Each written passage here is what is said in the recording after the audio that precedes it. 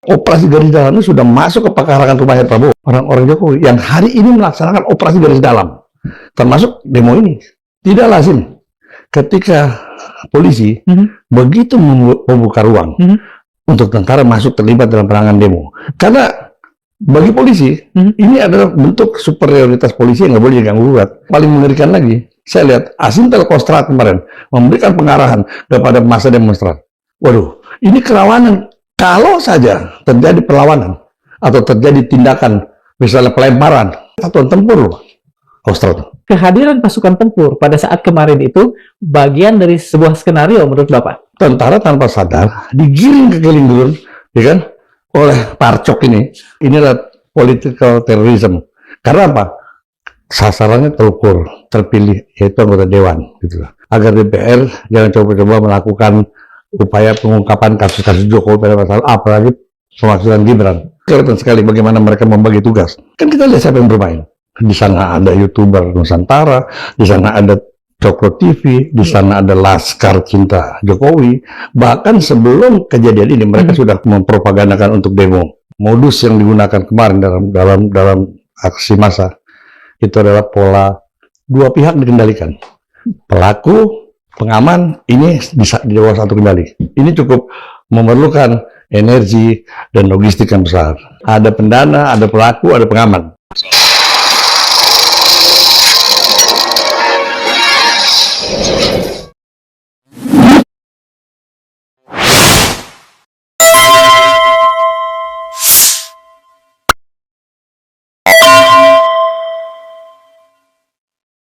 Bismillahirrahmanirrahim. Assalamualaikum warahmatullahi wabarakatuh. Kita menyaksikan sepekan terakhir ini, kita betul-betul sadar dan tersadarkan bahwa Indonesia sangat tidak baik-baik saja. Bandung mengulang tahun 48 ketika kota itu menjadi lautan api. Menyala di mana-mana. Jakarta juga demikian. Bahkan kita menyaksikan sesuatu yang mengiris dada kita, mengiris perasaan kita. Ada penjarahan. Ada penjarahan yang bagaimanapun akan selalu membuat dada kita sebagai bangsa tergetar. Tiba-tiba kemudian polisi melontarkan bahwa anarko berada di balik semua. Apakah bisa secepat itu? Kita tidak tahu dan kita akan coba gali nanti pada pembicaraan kita kali ini. Tetapi satu hal, setelah hari-hari ini kita merasakan sesuatu yang agak mendingin. Ada 4 orang yang, katakan saja dengan gampang saya katakan, sudah dibebas tugaskan dari tugasnya di DPR. Ada janji untuk mengkaji kembali tunjangan anggota dewan yang terhormat. Ada janji dari partai-partai untuk mencoba lebih bijak ke depan. Tapi ada yang belum melakukan apa-apa.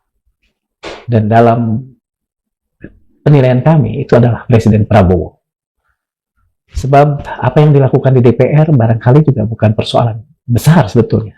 Dia hanya adalah persoalan susulan yang kemudian menjadi pemantik kedua atau ketiga. Tapi persoalan besarnya soal kesewenang-wenangan aparat, brutalitas kepolisian, soal begitu buruknya kinerja menteri-menteri ekonomi, buruknya kinerja ekonomi pemerintah, sama sekali belum disentuh oleh Pak Prabowo. Tapi itu tentu akan menjadi perbincangan kita di saat lain. Saat ini kita akan mencoba menggali lebih dalam dari seseorang yang sudah lama berkecimpung dalam persoalan ini, dalam persoalan intelijen, dalam persoalan kerusuhan dan massa. Dia adalah, kembali kami hadirkan bersama kita di sini, Bapak Sri Rajasa Chandra, seorang mantan agen BIN. Terima kasih kembali bersama kami. Waalaikumsalam warahmatullahi wabarakatuh. Barangkali apa yang saya jadikan pengantar tadi jauh dari cukup untuk untuk merangkum sebuah persoalan yang terlalu runyam ini. Sangat cukup sekali. Sepekan terakhir. Ada satu hal yang ingin saya jadikan pertanyaan pertama kepada Bapak. Ya. Ada kepercayaan lama di pemerintah kita, Ya.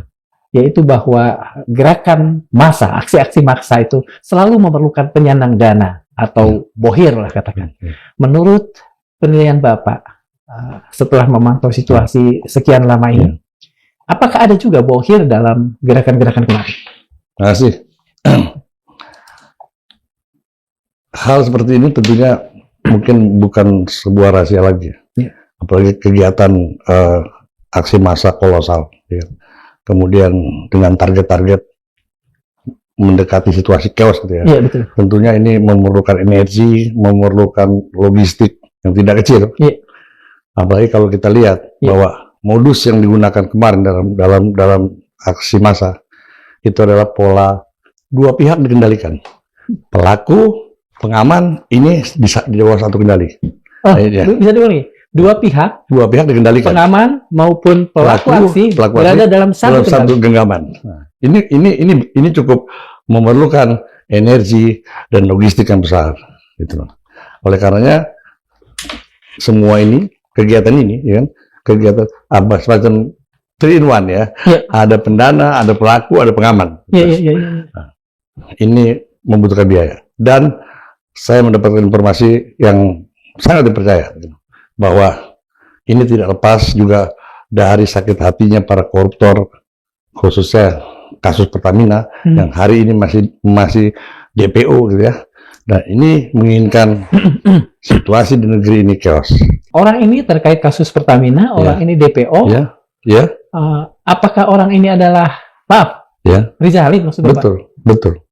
Riza Halid punya dendam, dendam pribadi, dendam politik ya terhadap pemimpin Indonesia sekarang Prabowo. Oleh karenanya maka dia. Bukankah dulu Pak Prabowo dalam tanda petik berada dalam gini, Pak Riza Halid dulu menjadi pendukung Pak Prabowo di 2014. Betul. Tapi apa yang terjadi pada saat itu? Riza Halid melakukan kebohongan. Dia tidak store dana yang dijanjikan kepada kubu Prabowo dalam rangka pemilu. Iya, betul. Itu fakta. Jadi yang sebetulnya yang dendam itu siapa? Apakah Pak Riza Halid atau Pak Prabowo yang dibodohin gitu Pak? Awalnya Prabowo dendam, tapi setelah kejadian ini Riza Halid juga dendam sama Prabowo. Dan satu hal lagi kan, ada kegiatan-kegiatan Hasim yang dijegal untuk di Pertamina. Seperti pada waktu itu terjadi Hasim membawa seorang investor perminyakan dari Rusia. Akhirnya dijegal sama Riza Halid. Jadi seperti itu situasinya.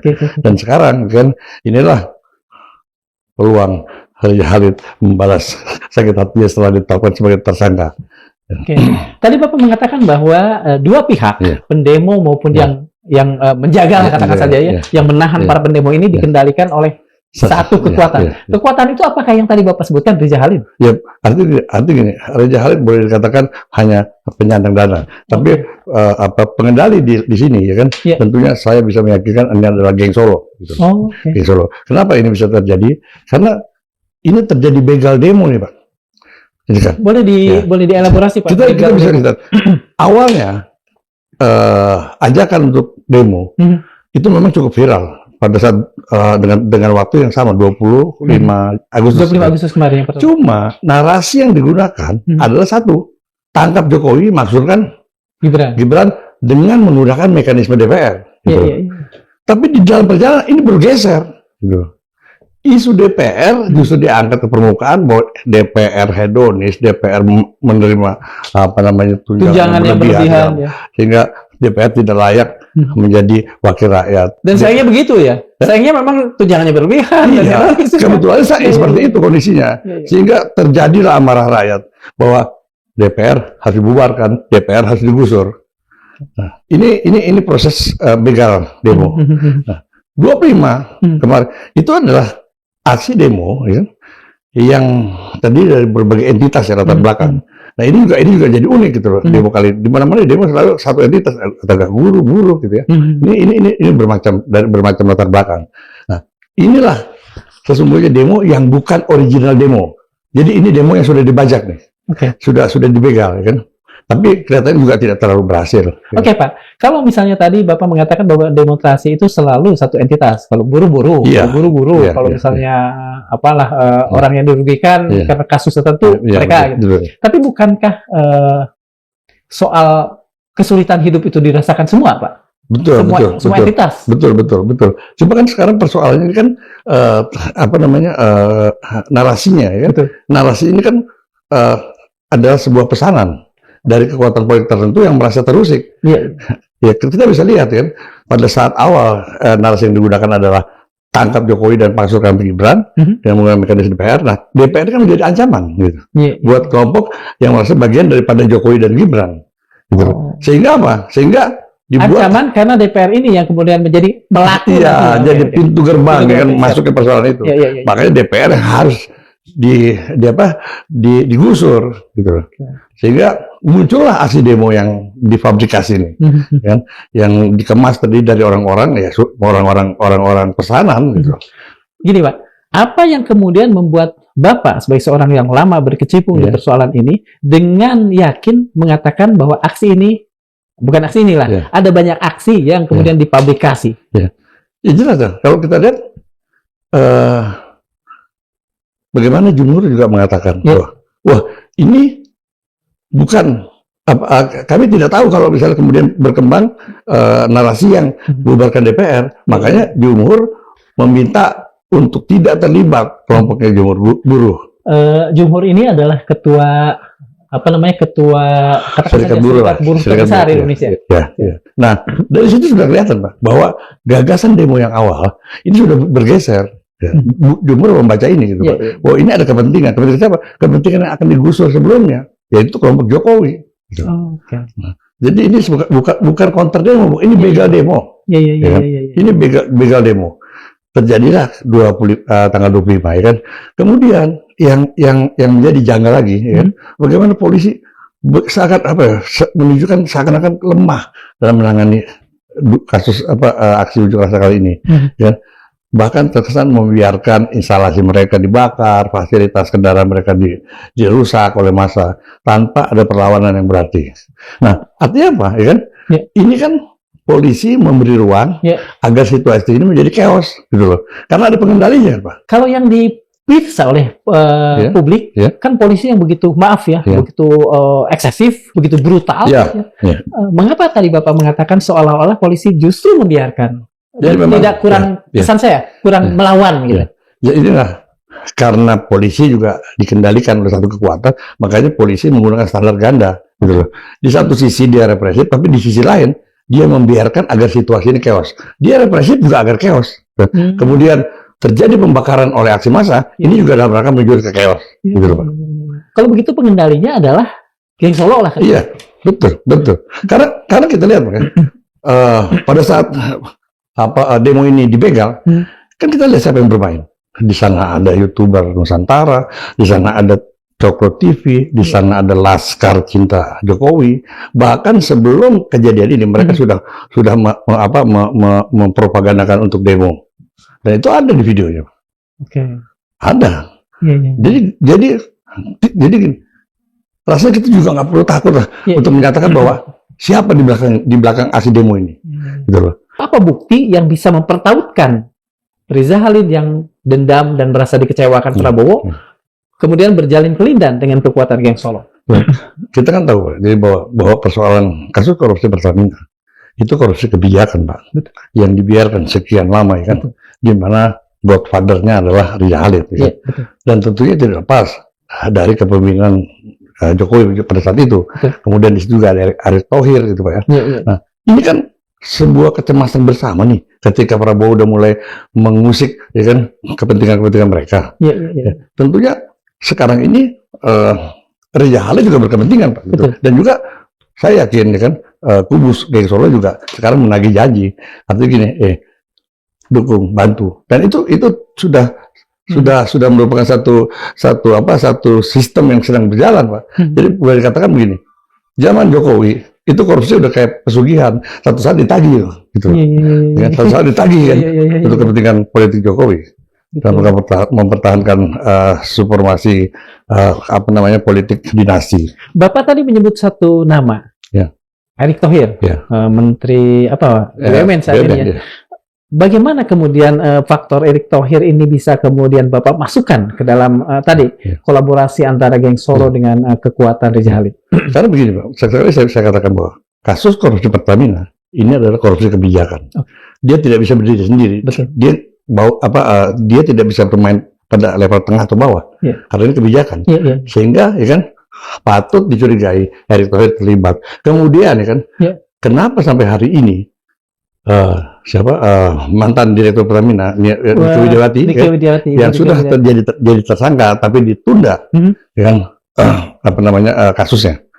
Karena apa? Karena akan sampai ke sana juga nantinya kan. Oh, ini entry point Ibu Nike ini bisa jadi entry point. Iya. Kan kemarin sudah dipanggil kejaksaan. Tapi tangguhkan penahanannya. Hilang begitu. Nah, ini kan satu bukti gitu bahwa ada upaya ingin memutus mata rantai kasus korupsi ini sampai di level manajer Pertamina. Betul. Tidak kemudian merambat pada otak-otak betul. Pak, begini. Ini ada hal yang menarik juga bersangkutan dengan apa yang terjadi di hari-hari kemarin. Ada penangkapan, katakan saja di sini dikatakan agen Badan Intelijen Strategis atau BAIS TNI. Apakah itu benar? Benar. Itu memang kalau saya lihat itu sebuah kecelakaan tugas ya. Yang saya pikir tidak boleh terjadi gitu loh. Apalagi kasus ini apalagi persoalan yang terjadi di dalam negeri kan. Seharusnya kan sekelas Badan Intelijen Strategis atau mungkin petugas intelijen dia kan bisa menggunakan jaringan. Tidak dia harus langsung terjun ke lapangan. Sehingga menimbulkan blunder ya. Apalagi situasi seperti sekarang. Saya yakin itu ketahuan karena dia bawa senjata dan segala macam. Ya, karena jadi itu kecelakaannya yang Bapak maksud dengan kecelakaan tugas itu sebetulnya dia ingin gathering informasi sendiri. Betul. Karena gini Pak, seringkali rutinitas, ya kan, membuat petugas jadi lengah. Hari ini dia terlibat dalam mencari informasi, kan, di satu tempat aman, besok aman. Dia pikir selamanya aman gitu, sehingga terjadi blunder dan selalu begitu. Ada semacam bacaan di publik tentang kejadian ini adalah bahwa ada bukan keretakan, ada semacam gesekan antara TNI dan Polri yang kemudian udah pasti ketika ada peluang untuk mengeksploitasi nama baik TNI diangkat. Seharusnya kan kalau kita bicara demi kepentingan institusi keamanan segala macam, harusnya polisi tidak melakukan blow up dong. Terhadap kasus itu, ya kan? Oh, artinya memang sengaja kemudian penangkapan ini di blow up sama polisi. Apalagi sebelumnya juga sudah kejadian kan, Densus 88 yang diambil oleh BAIS, kasusnya Ferry Inkriwang. Kejadian ya? Ya, belum lama ini kan? Iya. Nah, ini peluang buat mereka ya kan, di blow up. Ini kan sebetulnya konflik tradisional yang sebetulnya justru melemahkan soliditas ya kan? Antara aparat ya? Iya, betul. Ada lagi bacaan lain Pak dalam soal mengapa ini di blow up itu, menurut Bapak? Ya tadi ego sektoral, yang semakin hari semakin mengkristal, sehingga apa? Justru membuat ya kan rentannya satuan-satuan pengamanan atau satuan intelijen untuk dieksploitasi oleh pihak lain, gitu. Kalau bacaan publik bahwa TNI dalam hal ini teman BAIS ini itu sedang melakukan upaya provokasi, bagaimana?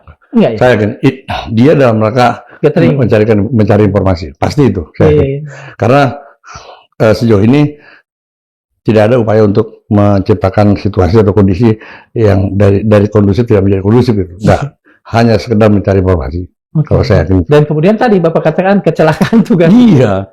Biasanya pasti dia membawa atribut intelijen, entah kartu anggota, entah senjata, entah alat. Dua-duanya kalau saya lihat di YouTube dan beberapa ini, memang dua-duanya dibawa, artinya kartunya dibawa. Saya belum baca senjatanya juga dibawa. Saya belum baca kalau nggak salah. Iya, saya belum baca loh berita itu. Tapi saya yakin itu tadi karena rutinitas. Kemarin dia bawa senjata aman di sana, di tempatnya aman, dianggap aman terus kejadian.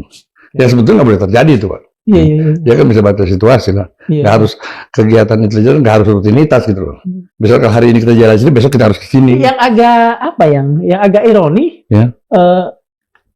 ada saya mendengar bahwa orang ini sebetulnya seorang perwira menengah, mayor gitu. Iya, betul. Kok bisa sampai melakukan hal seperti itu Pak? Itu dia Pak. Karena tadi terbiasa dengan rutinitas, sehingga lengah. Iya, iya. sehingga tidak waspada. Itu aja. Harusnya kan kalau dia terbiasa dengan tingkat kewaspadaan tinggi, ya seperti orang kita hari ini kita jalan sini, kita jangan tiap hari jalan sini dong, bisa Iya, dibaca. betul. Apalagi kalau dia orang intelijen, dia harus kesini kan. Iya, iya. Nah, ini karena rutin menganggap sepele. Iya, iya, iya. Oke. Pak, ini juga ada hal yang menarik di publik. Ya. Ada beberapa kalangan yang Ya. kemudian mengaitkan kasus-kasus kemarin, Ya. kerusuhan-kerusuhan kemarin, Ya. sebagai upaya prakondisi untuk adanya darurat militer. Dan jadi memang ada faktor kesengajaan dari, katakan saja lah, Ya. alat negara untuk Ya. bikin chaos gitu. Ya. Alat negaranya apa, kita Ya. tidak Ya, kalau belum saya, angkat itu. itu sesuatu yang sangat bodoh sekali gitu ya. Ketika orang hari ini bicara tentang darurat militer, itu penerapan darurat militer sesuatu yang paling tidak populer di seluruh dunia Saat ini ya. Dan sangat rugi sekali. Dan saya yakin Pak Prabowo tahu itu. ya. Dan naif lah kalau misalnya situasi ini memang diarahkan untuk tercipta darurat militer. Justru situasi ini ya kan untuk semacam ini. Kalau saya katakan gini, demo ini ya kan bagian daripada kegiatan makar terhadap pemerintah yang berkuasa yang sah. Karena apa? Tujuannya ingin melengsarkan Prabowo. Mendelegitimasi. Iya, mendelegitimasi. Tapi masalah sekarang, ya kan? Ya, sekarang masyarakat sudah mengatakan, ya kan? Menuntut Prabowo untuk segera mengambil langkah gitu loh. Iya, iya, Karena ini targetnya dia gitu. Iya, iya, betul. Bukan ini kan sebuah skenario yang tidak dibuat oleh pemerintah. Justru pemerintah ini hari ini kehilangan kontrol terhadap situasi di lapangan. Karena kontrol ini sudah diambil oleh tadi non-state aktor gitu ya. Iya. Nah, pelakunya. Ya, jadi negara tidak punya kontrol terhadap situasi sekarang. Nah, harusnya ini kan dibaca sama Prabowo. Kenapa ini bisa terjadi seperti ini? Ya, karena aparat keamanan sudah tidak lagi berpihak kepada ada terjadi dualisme. Karena kan saja kalau yang kita sebut aparat keamanan itu adalah polisi. Iya. Mengapa sampai sekarang Pak Prabowo masih tetap mempertahankan petinggi paling atas untuk pimpinan polisi? Bukankah misalnya seorang narasumber kami menginventarisasi 1, 2, 3, 4, 5 gitu. Tapi bahkan kan kasus kemarin saja sebetulnya sudah cukup untuk membuat beliau sebetulnya sangat cukup sekali. Sebab saya sendiri juga, ini sekarang saya juga dalam pemikiran saya juga sangat menyayangkan gitu loh. Kalaupun ada rencana Prabowo, kan, ya artinya gini, waktunya lah sekarang gitu loh. Gak bisa, artinya gini, 100 hari pemerintahan Prabowo, cawe-cawe kubu Jokowi dan segala macam harus clear. Iya, kalau dia tidak ingin disibukkan dengan selalu mundur gitu Pak. Betul. Tapi ini kan saya nggak tahu pertimbangannya apa. Nggak ngerti juga. Karena sudah 200 sekian organisasi massa yang minta supaya jadi gitu. Betul. Artinya gini, untuk kali ini Pak Prabowo cobalah dengar hati nurani rakyat nih. Pasti benar gitu. Apakah yang dilakukan Pak Prabowo mengabaikan 200 tadi Bapak katakan 200 lebih lembaga resmi yang meminta Pak Prabowo bertindak tegas untuk mencopot Kapolri ini, itu upaya pengabaian yang bagaimana istilahnya? Saya melihat begini Pak. Kalaupun misalnya tetap akan diambil keputusan Kapolri harus diganti kan. Waktunya kan. Artinya ini saatnya. Tidak ada lagi pertimbangan politik balas budi ya kepada majikannya Sigit gitu. Karena politik balas budi itu bukan seperti itu Pak. Justru Prabowo politik balas budi itu kepada rakyat gitu loh. Betul. Nah, jika seperti ini Pak ya, kalau Prabowo masih mengambil waktu lagi, artinya gini, Prabowo bunuh diri. Karena ini berkejaran dengan waktu loh Pak. Apalagi terus membiarkan komposisi seperti ini terjadi dualisme loyalitas kan oleh orang pembantu Prabowo dan ini dibiarkan bunuh diri. Tidak akan bunuh diri terhadap pemerintahnya sendiri gitu. Iya, bunuh diri terhadap kekuasaan dirinya. Artinya Prabowo tidak menjalankan kekuasaannya selaku kepala negara maupun kepala pemerintahan gitu. Dia kan juga berkhianat dong terhadap tanggung jawabnya Pak. Dengan cara kalau demikian. Iya. Apakah Pak Prabowo tidak mendapatkan feeding informasi yang jernih, yang akurat, sehingga kemudian beliau gagal mendapatkan, katakan saja, mengambil solusi-solusi terbaik? Kan kita sering mendengar tuh, garbage in, garbage out gitu misalnya. Jadi yang masuknya itu info-info yang buruk gitu. Karena kalau kita melihat komposisi pembantu Prabowo ini kan masih didominasi oleh orang-orangnya Presiden lama Jokowi kan. Nah, sehingga saya bisa memprediksi bahwa informasi yang masuk kan tidak seperti situasi yang terjadi sebenarnya. Ini masih ada pengelabuan ya kan? Karena memang saat ini ada upaya untuk menutup celah Prabowo bisa berinteraksi dengan berbagai pihak dalam rangka mendapatkan masukan. Dan ini terjadi loh Pak.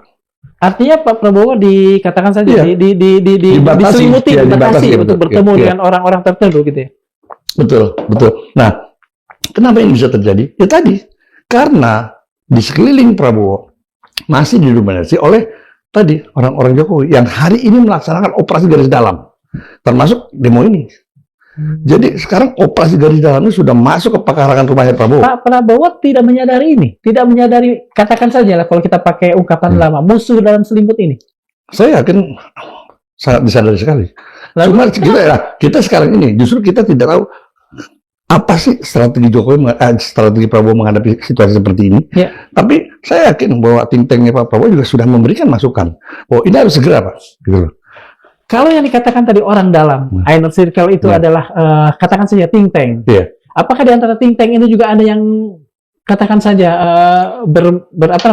berkiblat ke Solo? Saya yakin, saya tahu persis bahwa think tank Prabowo artinya loyalitasnya tegak lurus. Jadi siapa orang yang dekat Cuma ini? persoalannya sekarang ya kan, think tank ini juga bukan bagian daripada ring satunya Prabowo gitu loh. Okay. Jadi masih ada orang-orang. Saya cuma mengira-ngira ya, saya menerka-nerka. Kalau tidak think tank, yang biasanya kan think tank itu orang yang didengarkan dan lain sebagainya. Apa ajudan yang kemudian membatasi semua ini? Ajudan nggak ada Prabowo sekarang, nggak punya ajudan. Yang ada sekretaris kabinet yang dalam ini juga menjadi seperti presiden. Pak Mayor Letkol Teddy. Kan? Artinya apa? Dialah yang bertanggung jawab Pak sebetulnya. Ketika ya kan informasi yang masuk ke Prabowo, ya kan informasi yang sudah difabrikasi, tidak original, dia harus tanggung jawab. Teddy harus tanggung jawab. Nggak bisa enggak Pak. Misalnya, ya kan, menghadapi situasi seperti ini, tuntutan masyarakat sudah begitu kuat ya kan untuk menggantikan Kapolri ya kan. Sementara ya kan, ketika informasi yang masuk Prabowo, situasinya masih landai-landai saja, harus dipertanggungjawabkan. Teddy harus tanggung jawab ke depan. Dan ini publik harus tahu loh Pak, nggak bisa enggak. Saya kebetulan kan tidak terlalu banyak mengerti SOP day to day kepresidenannya. Apakah sebetulnya Pak Prabowo memang harus selalu katakan mendapatkan feeding dari orang yang sangat dekat dengan beliau itu, Mayor Teddy, Letkol Teddy, atau sebetulnya beliau bisa bikin bypass? Justru itu Pak, ya kan? Karena sekarang ini ya kan terjadi upaya sistematis yang membatasi ruang gerak Prabowo untuk berinteraksi dengan pihak lain. Dan entah disadari atau tidak ya kan, hari ini ya kan informasi yang masuk langsung Prabowo adalah dari satu pintu. Dan saya yakin bahwa hari ini Prabowo juga dibatasi untuk bicara empat mata dengan dengan orang-orang yang dengan sumber-sumber informasi lain. Gitu loh. Nah, ini terjadi Pak. Gitu. Makanya itu yang membuat Pak Prabowo, salah satunya itu yang membuat Pak Prabowo, lamban mengambil keputusan strategis itu. Bisa jadi Pak. Saya punya analisa seperti itu juga. Saya berani mengatakan itu karena apa? Sikap Prabowo seperti ini bukan pribadi Prabowo. Saya melihat ada yang berbeda gitu. Prabowo nggak bisa, apalagi disinggung masalah rasa nasionalismenya. Dia akan respon begitu besar. Tapi ini kelihatan kan sepertinya tidak ada apa-apa gitu loh. Maaf, beberapa waktu lalu pada saat Pilpres itu ada beberapa ahli yang bicara soal executive function kalau saya tidak salah dari Pak Prabowo yang dia katakan berkurang seiring usia. Apakah usia juga ini menentukan? Ya, saya betul. Saya juga karena mungkin ada beberapa gangguan kesehatan yang dialami Prabowo ya. Yang selama ini kita tahu bahwa itu juga membatasi ruang gerak Prabowo. Gitu. Cuman masalahnya Pak, kalau ini dibiarkan, ini akan muncul Pak satu kekuatan baru lagi yang kecewa dengan sikap Prabowo seperti ini. Gitu loh. Jadi semakin besar lawan Prabowo nih. Orang yang berharap Pak Prabowo melakukan sesuatu Kemudian tidak dilakukan, kecewa dan menyempal. Iya, ini- Kayak seperti inilah kaum Khawarij dalam iya, Batari betul, Islam betul, itu kan betul, tadinya betul, ke betul. Ali, kemudian Iya, betul. alinya Iya, dianggap iya, mengecewakan, betul. mereka Iya. menyempal. Begitu. Nah, ini akan terjadi faksi-faksi nih, perlawanan antara Prabowo. Kalau ini dibiarkan, Oke. dan ini juga artinya oleh kubu Geng Solo, ini juga dibaca, Pak. Akan dimanfaatkan juga mungkin. Pasti. Jadi sudah ada kubu koruptor, ya kan, Iya, iya, iya, yang iya, juga iya. dianggap Main-main di sini. Ya. Nah, ini tuh satu lagi faksi yang kecewa dengan sikap Prabowo yang seperti ini. Apakah kelompok purnawirawan akan segera menjadi bagian dari kelompok Bisa baru jadi. ini? Orang Purnawirawan sekarang ini kan, Iya. itu juga bisa jadi menjadi oposisi keras dari Prabowo yang bersikap seperti ini. Oke. Ya. Jadi yang beliau lakukan memperbanyak musuh justru. Iya, Ya? betul. Pak, ini ada hal yang menarik dari apa namanya pantauan saya ke berbagai YouTube, ke berbagai medsos, itu adalah apa namanya bukan berfungsinya ya, ikut sertanya tentara ke dalam urusan kemarin.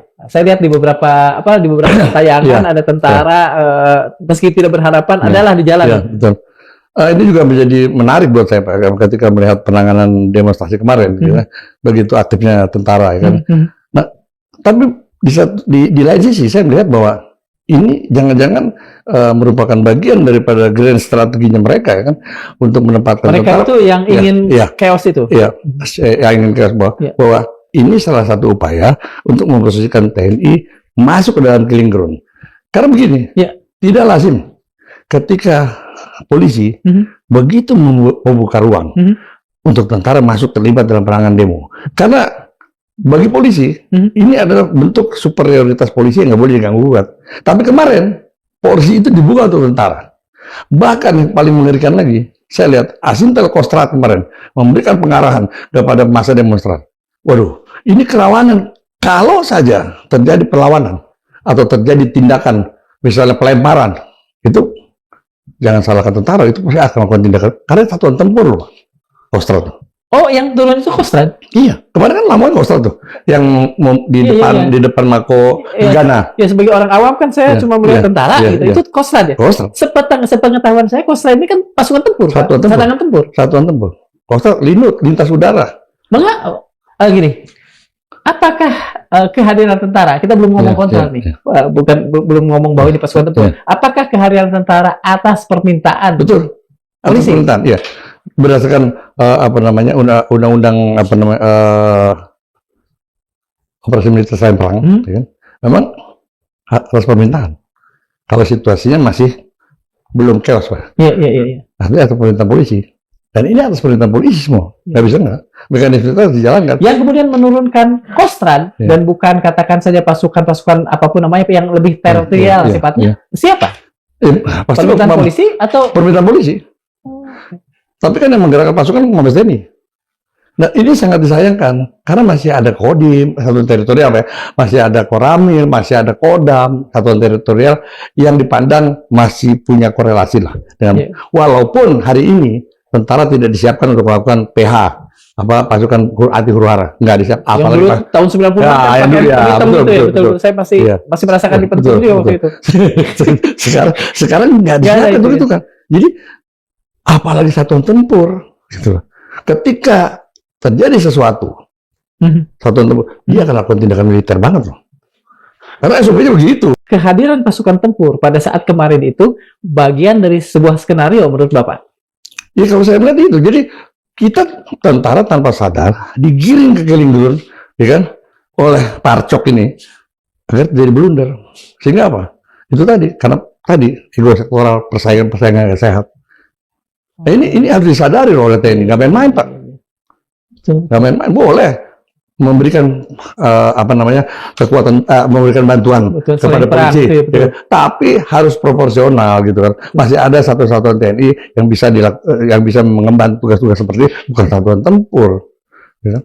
Itu tidak disadari oleh petinggi-petinggi TNI bahkan ya. Saya juga pertama kali lihat ini Kostrad nih, Asintel Kostrad tuh, yang dia bicara Iya. Nas namanya Nas. Itu Kalau menurut saya, Artinya ketika kemarin tidak terjadi apa-apa, sebetulnya itu sebuah blessing buat NKRI ya. iya, betul. Tapi ringkih kan Betul. sebetulnya kondisi itu. Betul. Kalau ini berulang, artinya peluang terjadi sesuatu kan semakin besar. Iya, betul. Gitu. Tidak disadari gitu ketika ini dianggap sebuah pembenaran Iya. bisa terjadi. Artinya gini, kita nggak bisa menyalahkan prajurit, tapi siapa yang memerintahkan itu gitu loh, Pak. Iya. Begini Pak, saya melihat sesuatu yang bagi saya menarik ya. Biasanya kan yang menjadi katakan saja sasaran jarahan, sasaran sasaran pengrusakan, sasaran vandalisme yang dalam beberapa hal dengan salah dikatakan anarkisme, gitu kan? Betul. Sebetulnya kan vandalisme yang dimaksudkan oleh beberapa orang itu. Ini kemudian menjadi pribadi. Rumahnya Ahmad Sahroni pribadi, ya. Rumahnya Uya Kuya, rumahnya Eko Nalpa Urba, bahkan rumahnya, mohon maaf, Ibu Sri Mulyani, Puan Maharani kemarin hampir. Kalau Ibu Sri kan udah kejadian. Ini sesuatu yang sebetulnya dalam kacamata atau penglihatan saya baru. Apakah menurut Bapak ini baru? Dan kalau ini baru, apa yang membuat hal itu terjadi? Betul. Ini bukan saya pikir. Ini adalah bagian ya daripada upaya untuk menggebosi DPR nih, agar DPR jangan coba-coba melakukan upaya pengungkapan kasus-kasus Jokowi pada masa lalu, apalagi pemaksulan Gibran. Ini kalau saya melihat bahwa inilah political terrorism. Karena apa? Sasarannya terukur, terpilih, yaitu anggota dewan, gitu. Dan polanya, ya kan? Ini kan perusakan, teror ini teror. Dan saya sempat menyampaikan kepada anggota dewan, ini kalau begini, mereka takut sekarang. Mereka merasa terteror dengan kejadian ini. Dan kejadian ini bukan tindakan alamiah, bukan. Ini by design, karena orang-orang yang datang juga orang-orang yang terpilih dan bukan dari daerah setempat. Terbukti beberapa ya kan, dan dari Bandung, dari mana? Kan ada banyak anak-anak gitu ya dalam proses penjarahan itu. Ada sekian banyak warga atau sekian banyak publik yang kemudian melakukan itu secara dalam tanda petik alamiah, tetapi sebetulnya ada grand design besar yang tidak mereka sadari. Betul. Karena gini, pemicunya adalah orang-orang yang dipilih, gitu, pemicunya untuk melakukan aksi penjarahan ini. Itu. Dan saya lihat bahwa dari tingkah laku dan segala macam, ini adalah orang-orang yang terbiasa melakukan kejahatan seperti preman yang masuk pertama kali, yang membongkar jadi perintis gitu. Perintis, sehingga memicu yang lain.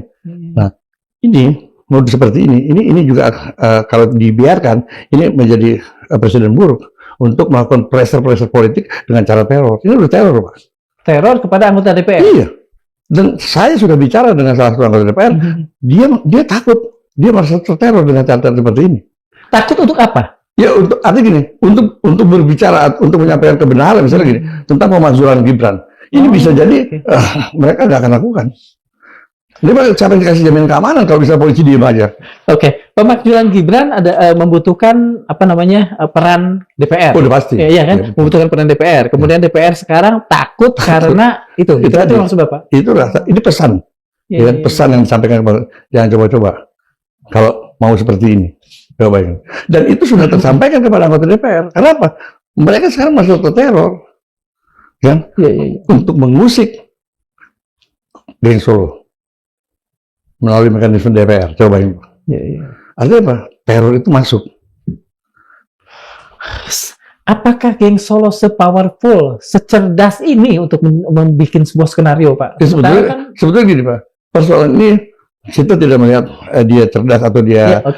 Persoalan sekarang hukumnya nggak jalan, Pak. Sekarang setiap orang bisa melakukan kejahatan ketika dilindungi oleh hukum, itu aja. Nggak sulit. Ini masih tetap soal penjarahan.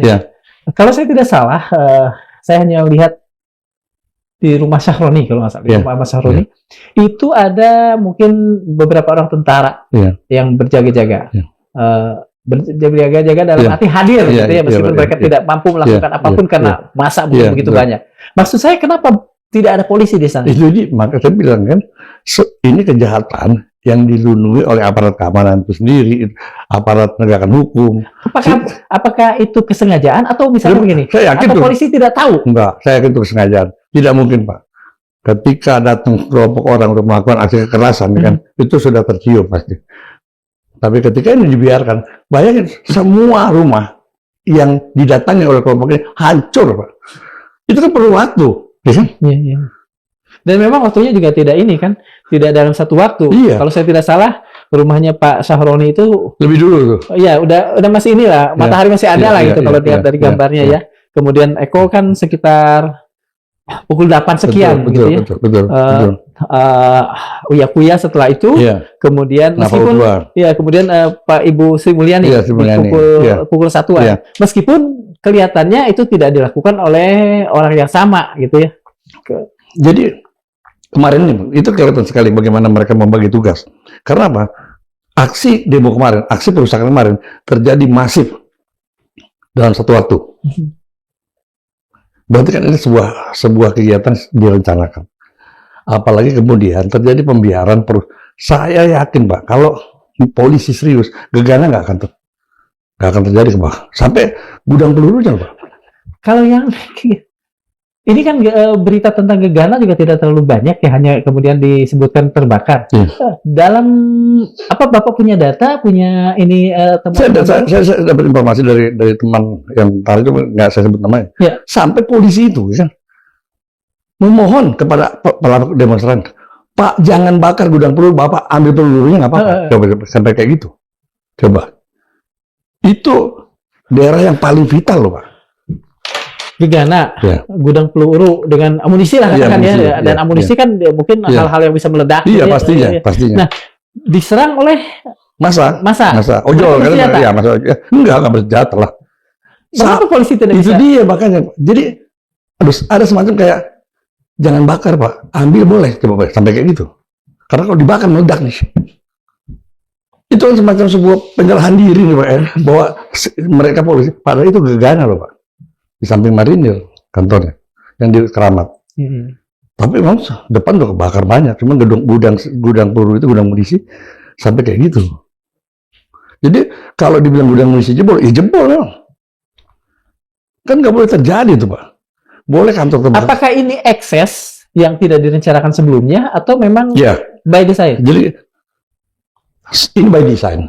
Cuma kan nggak sampai ke situ gitu mereka berpikir. Ternyata masa ini sampai masuk ke situ, sehingga terjadi keputusan-keputusan yang sebetulnya sangat nggak boleh terjadi keputusan seperti itu. Jangan diambil segala macam, jangan dibakar tapi ambil boleh. Itu kacau bener. Mungkin dalam kondisi sangat terdesak. Betul. Artinya gini, di luar rencana gitu, Pak. Rencananya sampai sini ternyata jauh. Kemarin entah polisi entah siapa aparat hukum atau penegak hukum itu mengatakan bahwa anarko jelas-jelas dikatakan anarko berada di balik semua ini. Apa sih indikasinya kemudian anarko yang menjadi itu kan sebuah pengalihan. Kalau kita bicara anarko itu udah bicara masa lalu lah. Itu udah sesuatu yang sulit lah untuk dibangkit seperti sekarang ini. Mungkin salah satu nama yang harus dia korbankan melihat aksi-aksi yang anarkis seperti ini, orang selalu berpikiran ini hanya bisa dilakukan oleh kelompok anarko gitu. Tapi jika preman dilibatkan pasti bisa, apalagi kemudian dibiarkan oleh aparat keamanan. Jadi begitu cepatnya, Pak, kejadiannya, Pak. Karena memang targetnya adalah chaos. Inilah saya bilang bahwa demonstrasi ini bukan dalam rangka menyampaikan aspirasi, tapi dalam rangka makar terhadap pemerintahan yang sah. Ini makar kategorinya, Pak. Kalau menurut Bapak sendiri, anarko ini memang masih ada, masih powerful, masih bisa hidup, masih gentayangan? Enggak. Kalau gini, buat mereka yang tahu, ini jadi bahan ketawaan. Kalau dibilang di alasan anarko, lebih bagus dia bilang anak STM atau preman. Jelas ya? Iya, jelas ya kan.